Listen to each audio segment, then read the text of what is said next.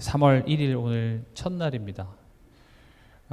2026년의 2분기가 이제 벌써 시작이 됐죠. 참 이렇게 시간이 빠른 것 같습니다. 성경에서도 이제 세월을 아끼라고 했는데 세월을 아끼는 방법은 우리가 말씀을 따라가는 것입니다. 왜냐? 하나님이 우리가 그냥 살아가는 것 같지만 하나님께서 우리 삶을 인도하고 계시고 그 말씀을 인도하는 것이 어떤 방법입니까? 말씀을 주셔서 그 말씀을 따라가게 하시는 것이죠. 그래서 우리가 말씀과 상관없이 살아간다면요, 그만큼 시간을 낭비하고 허송세월을 보내게 되는 겁니다. 결국 우리가 후회하고 돌아와야 하는 그 시간이 발생하는 것이죠. 그래서 우리가 말씀 따라가는 것이 중요하고, 또 우리가 매월 이런 키워드를 붙잡고 하는 이유가, 그 키워드를 붙잡고 우리가 한 달 동안 하나님이 우리 삶을 인도하실 그 방향을 가고자 하기 때문에 그렇습니다. 3월 키워드는요, 삶이 예배다.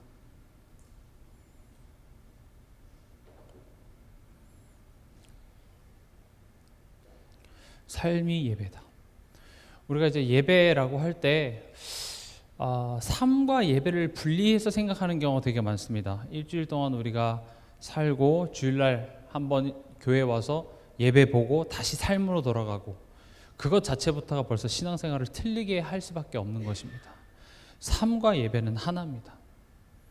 네 삶 살다가 그래도 일주일에 한 번은 나를 좀 보러 와야 되지 않겠니? 아닙니다. 우리의 삶 자체가 예배입니다. 우리는 그 일주일의 삶 중에 하루를 더 거룩히 지키는 것뿐이지 사실 우리의 모든 순간은 예배입니다. 이 사실을 잊지 마시기 바랍니다.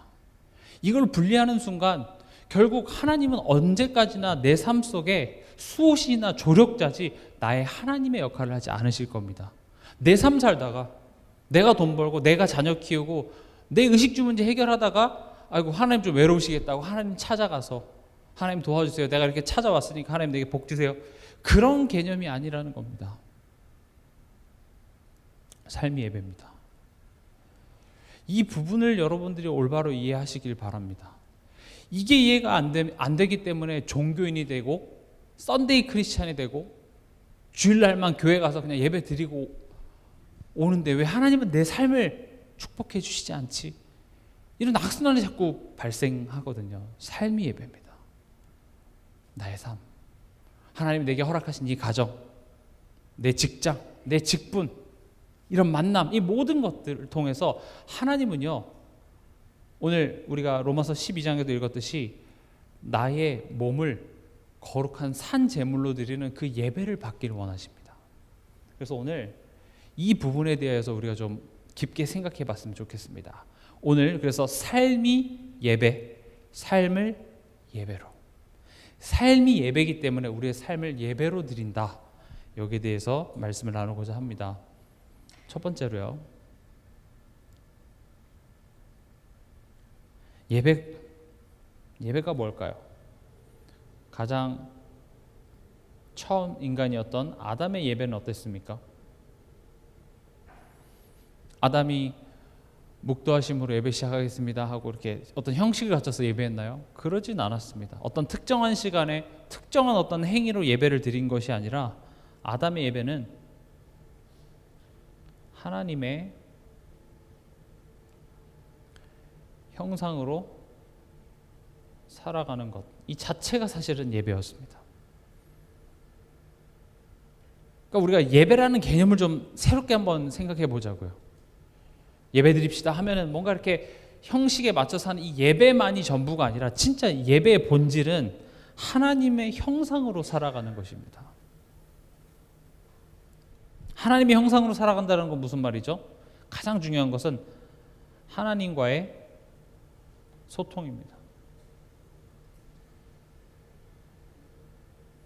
그러니까 아담이 했던 건 딱 두 가지예요. 하나님과 소통하며 하나님이 맡기신 그 에덴 동산을 경작했습니다. 이 두 가지가 아담이 드린 예배입니다. 이 경작하다라는 그 어원을 보면 예배하다라는 그 단어와 같습니다. 그러니까 아담은 하나님과 소통하며 하나님이 맡기신, 오늘 나에게 맡기신 그 에덴 동산을 잘 경작하는 삶을 살았어요. 그게 아담이 드린 예배였습니다. 이 별거 아닌 것 같지만 굉장히 큰 내용입니다. 하나님과 소통이 된다는 건 뭐죠? 하나님이 말씀하시고 우리는 그것을 듣습니다. 그리고 그것을 듣는다라는 말은 순종이 포함된 것이죠. 아담은 하나님의 말씀을 듣고 그 하나님의 말씀을 순종하며 하나님이 오늘 내게 맡기신 에덴 동산을 잘 경작하는 삶을 살았다는 것이죠. 그게 예배입니다.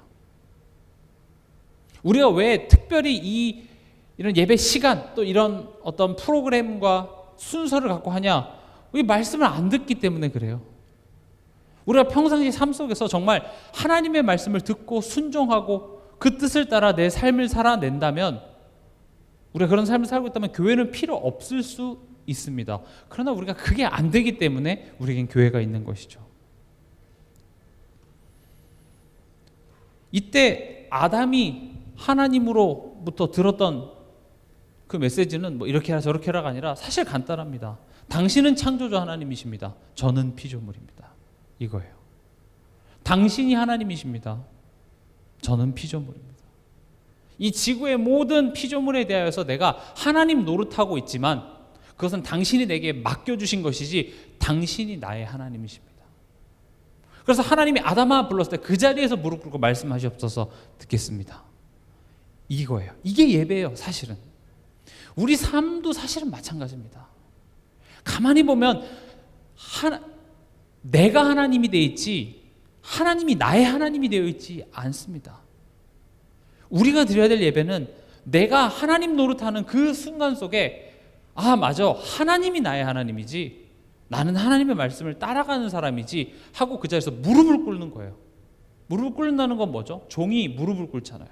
항복의 의미로 무릎을 꿇잖아요. 왜 그렇습니까? 내 힘대로 내 의지대로 가지 않겠다는 말이에요. 나는 무릎을 꿇습니다. 당신이 나의 길을 인도하여 주시옵소서. 그게 예배입니다. 삶이 예배라는 것.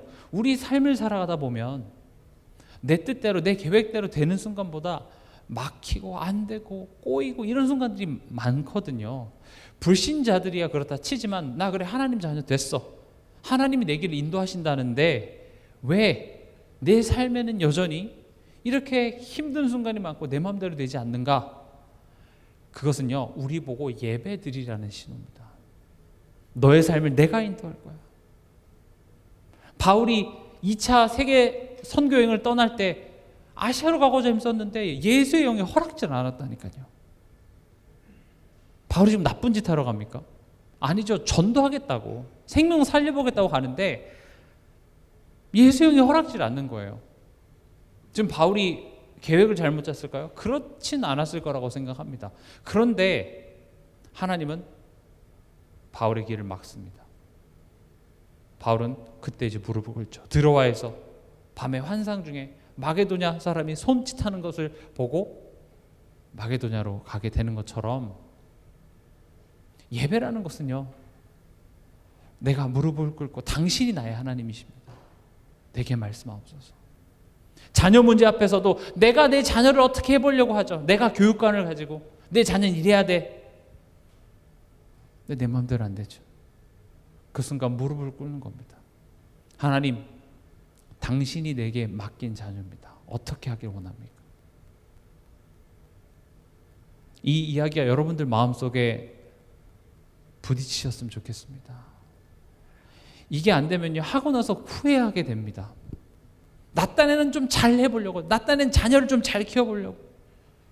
내가 말하는 잘 키우는 게 뭐죠? 내가 어렸을 때 받았던 상처, 내가 어렸을 때 난 이게 진짜 싫었어 하는 것에 반대로 키우려고 하는 거잖아요. 또는 남들이 하는 것만큼 하려고 하잖아요. 뭐 이쁜 옷도 입히고, 뭐 어렸을 때 많은 것도 보여주고, 뭐 부모와 좋은 시간도 많이 보내고.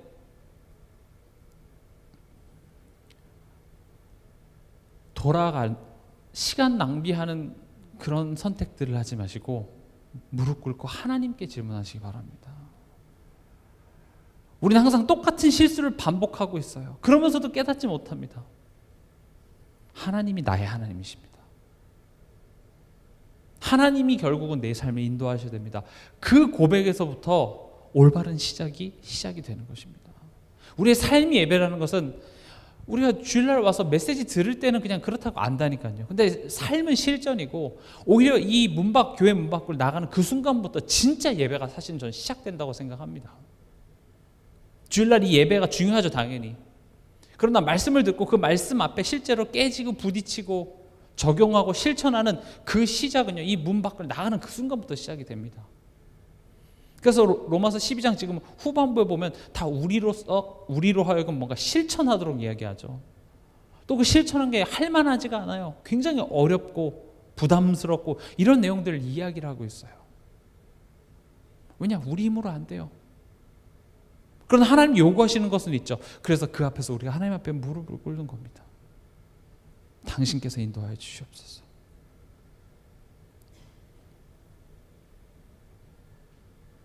그러니까 아담이 하나님과 소통이 되니까 아담이 이렇게 선택하고 하는 것이 하나님 보기에 좋았어요.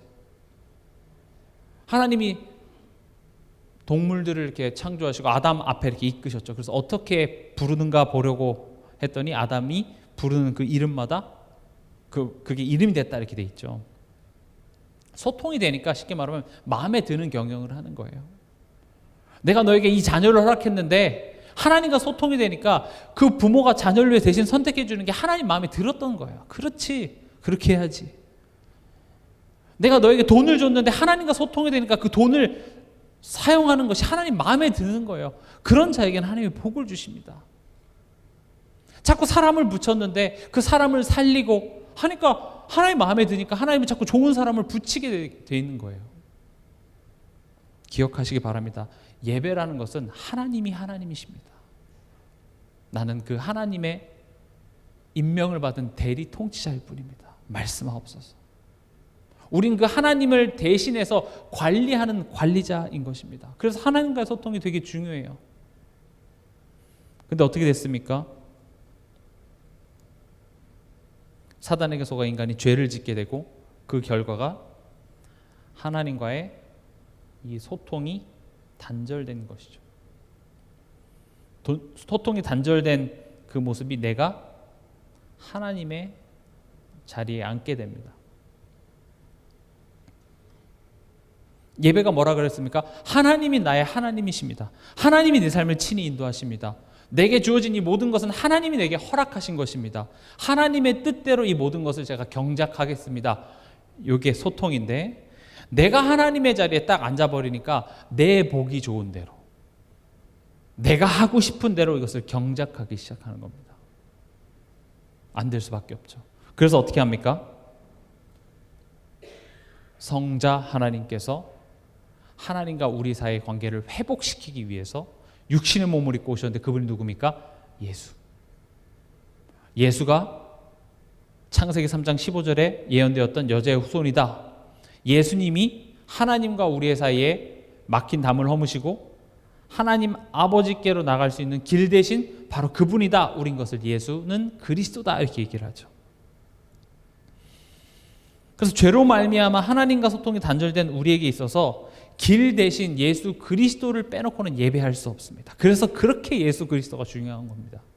예수 그리스도가 없는 예배는 성립이 될 수가 없다는 이유가 어떻게 예수 그리스도를 통하지 않고 우리가 하나님께 나아갈 수 있겠습니까? 그래서 우리는 예수 그리스도를 통하여서만이 하나님과 소통할 수 있습니다. 근데 이제 우리가 즉 성도죠. 구원을 받았습니다. 우리 하나님 자녀가 됐습니다. 근데 우리는 왜 매일 예배를 드려야 될까요? 가끔씩 이게 불신자들 중에서 이렇게 전도를 하려고 하다 보면 알겠다고. 근데 내가 지금 좀 바빠서 나중에 내가 늙어서 한 80살, 90살 죽기 전에 내가 하나님 믿겠노라고 이제 이야기를 해요. 그것도 나쁘지 않은 계획 아닙니까? 적당히 이렇게 살다가 하나님은 또 우리가 회개하고 용서하면 다 용서해 주시니까 그렇게 믿어도 되는데 왜 우린 예배를 드려야 될까요? 중요하겠죠. 결국 이 관계 회복에서 이 관계 누림으로 돼야 되기 때문에 그렇습니다. 쉽게 말하면 고아였던 나를 자녀 삼아 주셨는데, 그럼 이제 자녀된 나로서 이제 그 아빠를 아빠로서 누리고, 자녀로서의 그 지위, 자녀로서의 그 명예, 다시 말하면 내가 어떤 자인지를 아는 자처럼 선택하고 그것을 누리는, 그게 사실은 더 중요한 거겠죠. 로마서 3장 23절에 모든 사람이 죄를 범하였음에 하나님의 영광에 이르지 못하다니. 그 성경 구절을 다시 풀어서 얘기하면 하나님의 영광에 이르렀어야 될 너희가 죄 때문에 이르지 못했다라는 겁니다. 그러면 죄 가운데서 우리를 구원해서 자녀 삼으신 그 목적은 결국은 우리가 하나님의 영광에 이르도록, 하나님의 영광에 이른다라는 것은 어렵게 생각하지 마시고 앞서 제가 설명드렸던 것처럼 하나님이 내 하나님이라서 난 좋아요, 이거예요. 하나님이 내 삶을 인도하고 계셔서 나는 평안해요, 나는 기뻐요, 나는 만족해요. 요거를 인정하는 것이 하나님께 영광 돌리는 겁니다. 우리가 생각하는 하나님께 영광 돌린다는 것은 뭔가 내가 이 땅에서 대단한 업적을 이뤄서 그 업적을 모두, 그 공을 하나님께 돌리는 것이 하나님께 영광이라고 생각하지만, 그것도 될 수 있겠지만 진짜 하나님께 영광은 뭐냐? 하나님을 하나님으로서 내가 인정하는 겁니다. 그럼 우리는 매 순간 하나님께 영광 돌릴 수 있어요. 당신이 나의 삶을 지금 지키고 계십니다. 하나님이 일하고 계십니다. 그 하나님으로 감사하는 것, 이게 하나님께 영광 돌리는 것이고, 그 하나님을 알아 기뻐하는 그 모습이 하나님의 보시기에 좋은 인간의 모습이에요. 그래서 하나님의 영광이 되기를 원하는 겁니다. 우리가 예배를 드린다는 것은 뭔가 훌륭한 일을 하는 차원이 아니라 원래 모습을 회복하는 겁니다. 사실은 하나님이 인간 만드신 그 원래 모습을 회복하는 것. 그래서 우리는 항상 예배를 드려야 되는 것이죠. 앞서 설명드렸던 것처럼 많은 성도들이 오해하고 있는 것이 주일날 오전에 정해진 시간에 와서 종땡 치면 일어나서 그런 어떤 의식과 절차에 맞춰서 드리는 것을 예배, 그것만이 예배라고 이제 생각하는 경우가 많습니다. 그러다 보니까 이제 누가 뭐 예배를 종교 의식으로, 난 종교 생활할 거야, 이렇게 종교 생활하는 사람은 없습니다. 난 진심으로 드린다고 얘기하죠. 그러나 잘 드리면 내 소원 들어주고,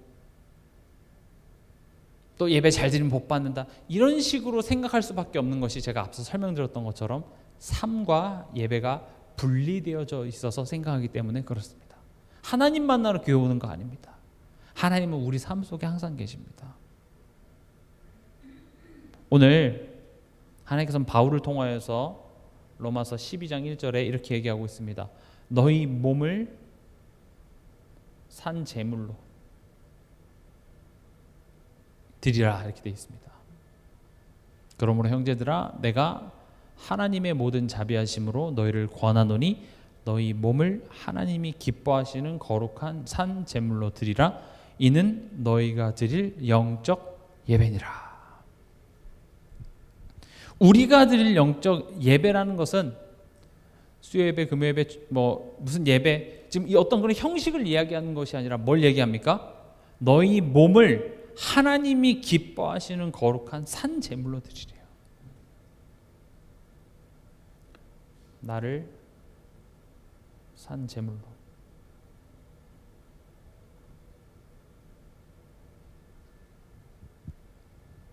무슨 말입니까? 내가 죽는 시간입니다. 예배라는 것은 내가 죽는 시간입니다. 내 생각과 내 어떤 경험과 현실이 맞닥뜨려지지 않을 때 우리는 내 생각대로 그것을 하려고 하지만, 예배라는 것은 그 순간에 나는 죽고 없습니다. 하나님 말씀하옵소서. 이게 예배입니다. 내 생각이 많잖아요. 내 어떤 감정이 내 마음속에 소용돌이치잖아요. 그 어떤 소리도 들리지 않습니다. 많이들 경험해 보셨죠? 내가 뭔가 속상해요. 내가 뭔가 생각이 복잡해요. 그럼 옆에서 내 자녀가 막 뭐라고 하는데 아무것도 안 들립니다. 내가 뭔가 회사에서 좀 속상한 일이 있었어요. 화나는 일이 있었어요. 친구들 만나서 기분 좋은 게 밥 먹고 하는데 들리지가 않아요. 내 속이 시끄러워서 그래요. 내가 죽는 시간. 이게 너희 몸을 거룩한 산 제물로 드리라는 것이죠. 어떤 납니까? 그게 2절에 나와 있습니다. 너희는 이 세대를 본받지 말고.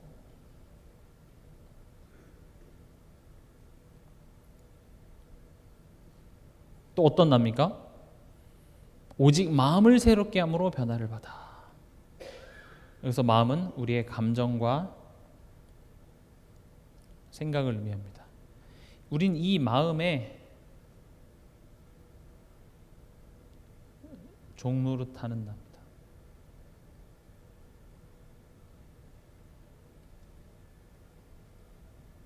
이 세대를 본받습니다. 또 우린 우리의 마음의 종노릇을 하고 있습니다. 이 세대를 본받는다는 게 뭐죠? 남들 다 하는데, 그렇죠? 남들 다 하고 나는 못하니까 뭔가 내가 뒤처진 것 같아요. 남들 다 갔는데, 남들 다 저렇게 살아가는데. 근데 성경을 보면은요, 남들 다 하는데 하나님께서 너는 다른 길을 가라고 이야기하십니다. 노아를 예로 들어볼까요? 다 지금 노아가 살았던 그 시대는요, 어려웠던 시기가 아니라 인류의 문명이 그때 당시에 가장 화려했던 순간입니다. 잘 살았어요. 그렇으니까 사람들이 이제 하나님을 떠나 하나님을 잊고 살아갔겠죠. 그런 시대에 노아한테 너는 방주를 지으라고 이야기를 합니다.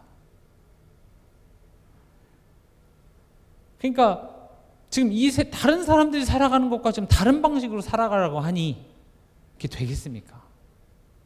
뭔가 안 맞잖아요. 우리도 지금 주일날 이 시간에 와서 메시지를 듣고 있는 사람이 많겠습니까? 아니면 저마다 자기의 방법으로 스트레스를 풀고 쉬고 하는 사람들이 많겠습니까? 전 세계에는 쉬는 사람들이 더 많을 것입니다. 그리고 적당히 믿어. 뭘 그렇게 교회를 열심히 가? 라고 얘기하는 사람들도 많겠죠. 이 세대가 이야기하는 것들은요, 내게 달콤하고 내게 유익되는 것 같으나 성경은 이야기합니다. 그 세대를 본받지 마. 왜냐? 그게 내게 유익하지 않기 때문에 그렇습니다. 그러면서 뭐라고 얘기합니까? 우리의 마음이 새롭게 되는 것이 예배라고 합니다.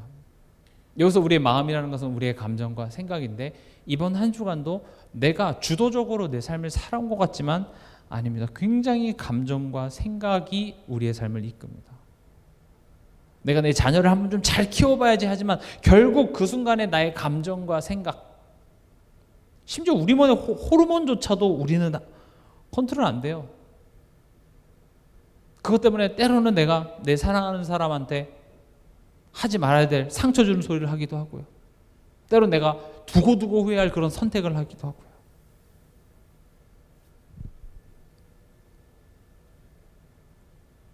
그래서 3절에 마땅히 생각할 그 이상의 생각을 품지 말고 오직 하나님께서 각 사람에게 나눠주신 믿음의 분량대로 지혜롭게 생각하라. 그래서 제가 마음, 생각 이걸 자꾸 이야기하는 것이, 성경은 구원받은 자에게 이 생각에 대해서 자꾸 이야기를 합니다. 너의 마음과 생각을 지키신다 이야기하고요. 우리의 영적으로 법적 신분은 하나님의 자녀가 됐을지 몰라도 자꾸 우리의 생각이 옛날 것으로 돌아가요. 하나님 못 믿는 자로 돌아가요. 어떤 그런 감정에, 과거의 기억에, 사람과의 관계 속에서 저 사람의 어떤 그런 말이 딱 하나 꽂혀서 그 말이 내 안에서 자꾸 맴돌아요. 상대방은 그런 의도가 아니었는데 그 말 한마디에 내가 막 힘들어하고, 그냥 나만 힘들면 좋겠는데 그 힘들어하는 내 마음과 생각이 행동으로 이어지고 또 같이 사는 사람들에게 영향을 주더라는 것이죠. 근데 너희 몸을 거룩한 산 제물로 드리는 게 뭐라고 합니까? 2절에 그 마음이 본받지 말고 마음을 새롭게 하는 것, 이게 내 몸이 제물로 바쳐지는 것입니다. 여러분들이 이 예배 자리에 와서 그래, 내가 이번 한 주간 동안 이렇게 해야 돼, 저렇게 해야 돼, 세상에 수많은 소리를 들었는데 그것을 본받지 말아야지 예배입니다. 또 내 복잡한 그런 감정이 말씀 앞에서 그래 맞아, 하나님이 내 삶을 인도하고 계시는데, 그래, 맞아, 내가 지금 하나님을 믿지 못하고 있었구나 하면서 내 마음이 새로워지는 것, 예배입니다. 그렇게 할 때 뭐가 된다고 합니까? 2절에 보면 하나님의 선하시고 기뻐하시고 온전하신 뜻이 무엇인지 분별하도록 하라.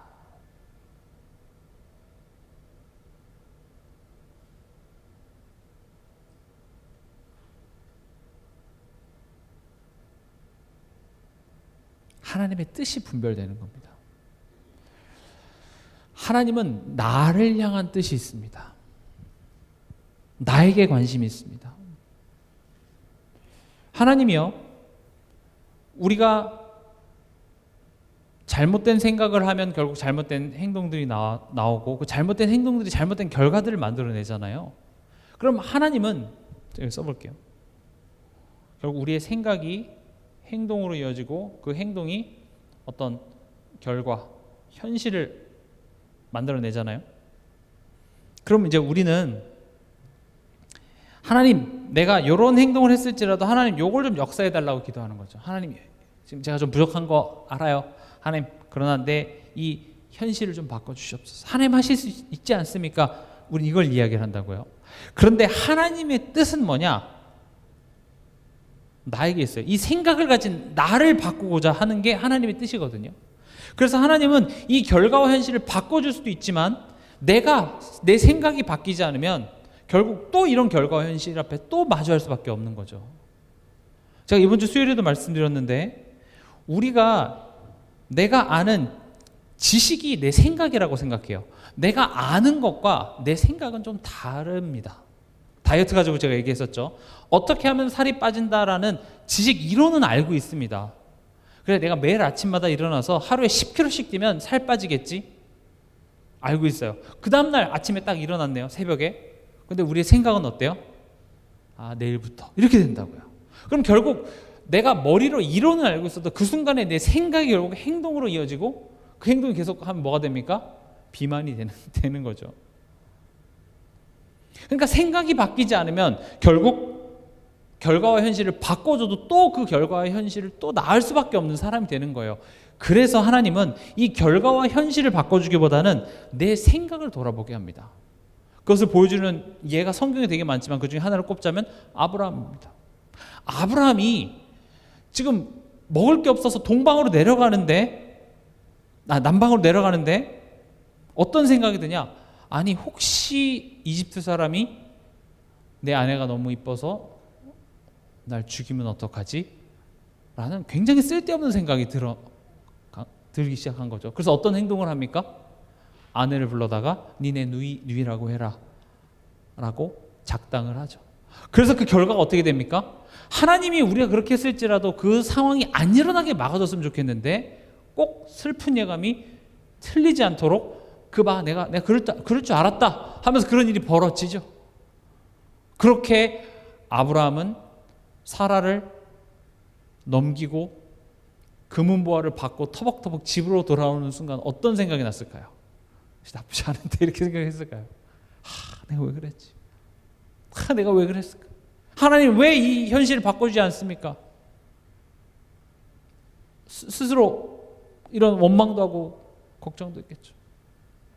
근데 하나님은 단순히 이 결과 현실을 바꿔주기보다 물론 하나님께서 오히려 그 바로를 저주하시고 사를 데리고 오시고 이 아브라함을 어디로 데리고 왔습니까? 제단 앞으로 제물을 드리는 거예요. 너의 생각, 너의 죽어야 될 그 생각. 근데 산 제물로 드리려. 너를 진짜 각을 떠서 죽이라는 것이 아니라 너 대신해서 양이 죽는 것을 보면서 그런 너 죽었어. 그렇게 생각하지 마. 그거예요. 하나님의 뜻이 분별된다는 것은 뭔가 대단한 어떤 계획이 있기보다 나를 변화시키거나 하구나. 이렇게 생각하면 거의 정확합니다. 하나님의 뜻은 내게 있습니다. 이 직장을 가야 됩니까? 저 직장을 가야 됩니까? 이 학교를 가야 됩니까? 저 학교를 가야 됩니까? 하나님은 어떤 학교 가는 것에 하나님의 뜻이 있는 것이 아니라 때로는 힘든 길을 가게 하셔서 나를 변화시키는 것이 하나님의 뜻입니다. 이게 분별되는 것이 예배인 것입니다.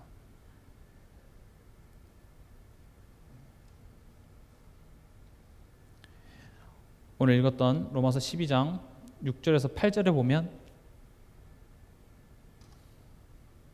각자에게 허락하신 삶이 있습니다.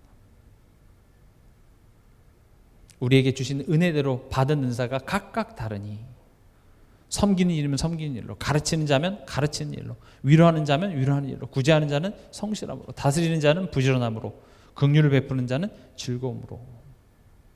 하나님이 각자에게 허락하신 삶이 있습니다. 부모로, 남편으로, 아내로, 직원으로, 또 교회 안에서는 집사로. 산재물이라는 것은 이렇게 생각해도 좋습니다. 삶을 제물로.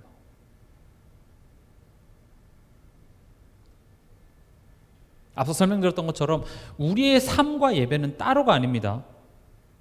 일주일 살다가 교회 와서 예배드리고 다시 삶으로 돌아가는 것이 아니라 하나님이 내게 삶을 허락하셨습니다.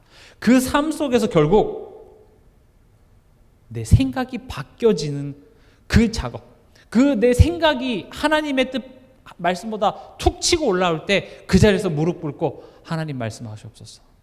십자가에 못 박히신 그 예수 그리스도를 바라보며 그래 거기에 나도 함께 못 박혀 있지. 나는 더 이상 그 사람이 아니지. 그것을 기억하고 내 마음을 새롭게 하는 것. 이 세대를 본받지 않고 하나님의 말씀 앞에 내가 서는 것.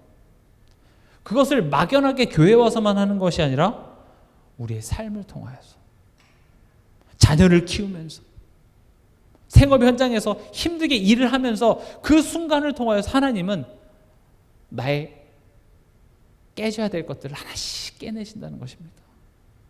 하나님 내게 왜 이렇게 힘든 상황을 허락하십니까? 하나님 제가 대단한 거 바라는 거 아니잖아요. 그냥 평범하기만 했으면 좋겠습니다. 여러분들의 삶을 제물로 드리시기 바랍니다. 하나님은 무능력한 것이 아닙니다. 여러분들이 기도가 모자라서 하나님이 덜 축복해 주시는 것이 아니라 하나님의 주시고자 하는 축복은 결국 나를 변화시키고자 하는 것입니다. 왜냐? 이미 너에게는 하나님의 크신 사랑이 임했기 때문에 그렇습니다. 우리가 노력해서 예수 그리스도 안에 들어간 겁니까? 아닙니다. 이미 우린 예수 그리스도 안에 은혜로 말미암아 이미 들어와 있습니다. 이미 우린 평생 우리가 감사하다고 얘기해도 다 갚지 못할 그 엄청난 은혜와 응답 속에 우리는 이미 들어와 있고 하나님이 얘기하는 것은 지금 네 어디 안에 들어와 있는지 봐. 이거예요. 우리를 향한 하나님의 뜻이 뭐라고 되어 있습니까? 항상 기뻐하라. 쉬지 말고 기도하라. 범사에 감사하라. 왜 그럽니까? 항상 기뻐할 일이 우리에게 있어요. 근데 우리는 그게 기쁘지가 않아. 하나님이 항상 우리 삶 속에 범사에 일하고 계시는데 내 편이 되어주시는데 우린 그걸 모르기 때문에 그 하나님을 모르기 때문에 감사하지 못하는 것입니다. 하나님의 뜻은 간단합니다. 네가 얼마나 복받은 자인지 알아라. 지금 너의 인생을 누가 붙잡고 있는지 알아라. 우리가 그냥 예수 믿어서 모태신앙으로 태어나서 그냥 하나님 자녀 된 것 같습니까? 절대 그렇지 않습니다. 하나님이 창세전에 나를 택하시고 나를 향한 구원을 계획하시고 그것을 나라고 믿을 수 있도록 믿음을 주셨기에 내가 오늘 존재하는 거라니까요. 아무리 이 자리에 앉아도요 안 믿어지면 어쩔 수가 없어요. 그렇잖아요. 이렇게 여러분 이렇게 현장에서 전도해 보셨잖아요. 전도할 때 이걸 억지로 꾸겨 넣어갖고 믿어지는 게 아니라니까요. 그렇게 안 믿겠다는 사람도 하나님의 딱 때가 되니까 이게 믿어질 때가 있고요. 은혜입니다. 하나님의 그 절대적인 그 통치 속에서 우리는 오늘 존재하는 것이고 우리는 하나님을 믿게 되는 것이죠. 그래서 여러분들의 삶을 여러분들이 좀 다르게 봤으면 좋겠습니다. 그래서 학생들이 학교에서 공부를 열심히 해야 되는 이유가 여기 있습니다. 성공하려고요? 아닙니다. 하나님이 내게 이 학교라는 현장을 보내주셨기 때문에 그 현장 속에서 내 생각, 내 경험 이런 것들이 올라올 때마다 뭘 하는 거예요? 무릎 꿇고 하나님을 바라보는 거. 그게 예배인 것입니다. 오늘 시간이 많이 없기 때문에 다음 주에 계속 이어서 할 건데요. 결국 로마서 12장 9절에 보면 사랑에는 거짓이 없나니 악을 미워하고 선에 속하라. 또 21절에 보면 악에게 지지 말고 선으로 악을 이기라. 그러니까 우리 삶의 예배는 결국 이 선과 악의 싸움을 하는 것입니다. 뭐가 악입니까?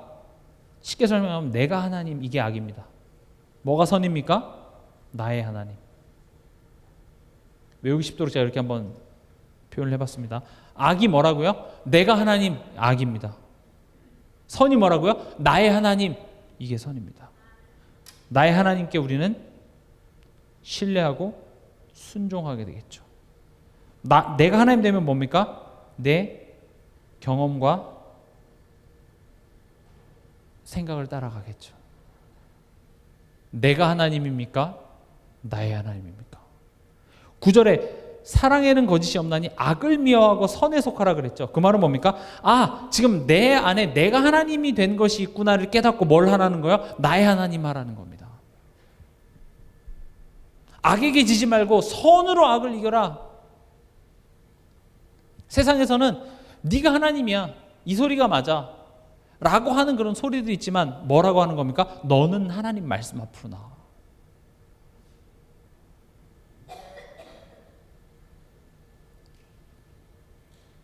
노아가 싸웠던 선과 악의 싸움이 뭡니까? 방주를 지으면서 이거 맞아? 이런 수많은 생각들이 들었겠죠. 조금 더 제가 이거 리얼하게 수요일날 제가 설명드렸었는데, 그러나 노아는 은혜를 입었더라. 그래서 방주를 지어서 안 죽고 살았다. 이렇게 단편적인 문장이 있으니까 우리는 그렇구나 생각하죠. 근데 이거를 좀 더 깊게 우리가 그 순간으로 들어가서 한번 생각을 해볼게요. 하나님이 이제 노아한테 와서 얘기하는 거예요. 야, 이 모든 사람들 다 내가 물로 전멸할 거야. 쟤네 다 어차피 죽을 거야. 너는 방주를 지어. 그럼 이제 그 방주를 지을 때 신나는 상황은 어떤 상황이냐? 이제 방주를 짓는 첫날 이제 비가 내리기 시작하는 거예요. 이튿날 차에 벌써 허리 차고 막 사람들이 막 살려달라 그러고, 그렇게 해서 방주를 일주일 만에 딱 짓고 나는 살았지롱 너희들은 죽지롱 이렇게 하면은 이게 지을 맛이 나요. 일주일 만에 방주를 지으면. 좀 더 길게 해서 1년짜리 프로젝트라면 괜찮다니까요. 근데 이 방주가 평생을 지어야 돼요. 언제 끝날지도 모르겠어. 그리고 내가 방주를 짓는 동안 세상 모든 사람들이 뭐 전염병으로 죽어간다든지, 뭐 하늘에서 막 불덩이가 막 떨어져서 막 죽어가는데 나는 살아있으면은 이게 지을 맛이 나요. 그렇지. 근데 어떤 현실이었어요? 다 잘 살아. 아무 일도 안 벌어져요. 딱 우리 삶 같지 않습니까? 우리도 결국 죽어서 천국 갈 거 알아요. 안 믿는 사람 지옥 갈 거 안다니까요. 그래서 하나님 얘기하는 거예요. 너는 방주를 지어. 나는 예수 그리스도 따라가고 좁은 길을 가고 말씀 앞에 서는데, 내가 이걸 좀 하면 그 하루하루가 막 내 삶 속에 통장 잔고로서 내가 잘 되진 못하더라도 불신자들이 막 망해가는 꼬라지를 보면 이게 할 맛이 나는데 잘 살아요. 오히려 내가 미친놈 소리 들어요. 너가 그러지 않았겠습니까? 매일매일 내가 지금 뭐 하는 거지? 고페르나무로 역청을 치라고. 이게 뭐 하는 거예요? 그러니까 우리가 생각했을 때는 그냥 어떤 방주가 짠 하고 나타날 것 같지만 그렇게 되지 않아요. 우리 보고 그것을 하루하루 지어가래요. 그게 예배예요. 하나님은 그 방주를 잘 짓는 노아의 솜씨가 필요한 것이 아니라 그 짓는 시간들이 결국은 내가 하나님 되려고 하는 그 노아 안에 있는 것들을 부셔내고 나의 하나님, 그 하나님의 말씀을 내가 신뢰하고 순종하는 그 하루하루, 예배의 하루였습니다. 결국 예배드리는 그 하루하루가 쌓여서 그게 방주가 된 거예요. 거기에 누가 탑니까? 가족이 탑니다. 거기에 생명이 타는 것입니다. 가문 복음화 이렇게 시작해야 됩니다. 말로만 예배는요. 그래서 이건 다음 주에 제가 마저 하겠습니다만은, 예배는 말로 하는 게 아닙니다. 우리 삶 속에 실천으로 이어지는 게 진짜 예배입니다. 여기서 실천이라는 것은 완벽하게 어떤 것을 해야 된다라는 것이 아니라 아마 안 될 겁니다. 그러나 성경에서 요구하는 것과 내가 안 되는 그 부딪히는 상황 속에서 하나님께 무릎 꿇어야 되겠구나. 나는 안 되니까 그래서 나는 그리스도가 필요하구나 하고 그리스도 앞으로 나아가게 만드는 신호들이 지금 10절 그 이하에서 우리에게 요구하는 것들입니다. 말씀을 맺겠습니다. 삶이 예배입니다. 여러분들의 삶을 예배로 드리시기 바랍니다. 이번 한 주간 이번 한 주간도 하나님이 내게 이 삶을 허락하셨사오니 하나님, 내가 하나님이 아니라 하나님이 나의 하나님이심을 고백합니다. 나의 삶을 인도하여 주시옵소서. 내 자녀를 바라보며 또 우리 가정의 경제 문제를 바라보며 하나님이 내 삶을 인도하십니다. 하나님이 내게 맡기셨습니다. 하나님 어떻게 하기 원합니까? 이 참된 예배가 회복되어지는 한 주간 되시길 주님의 이름으로 축원합니다.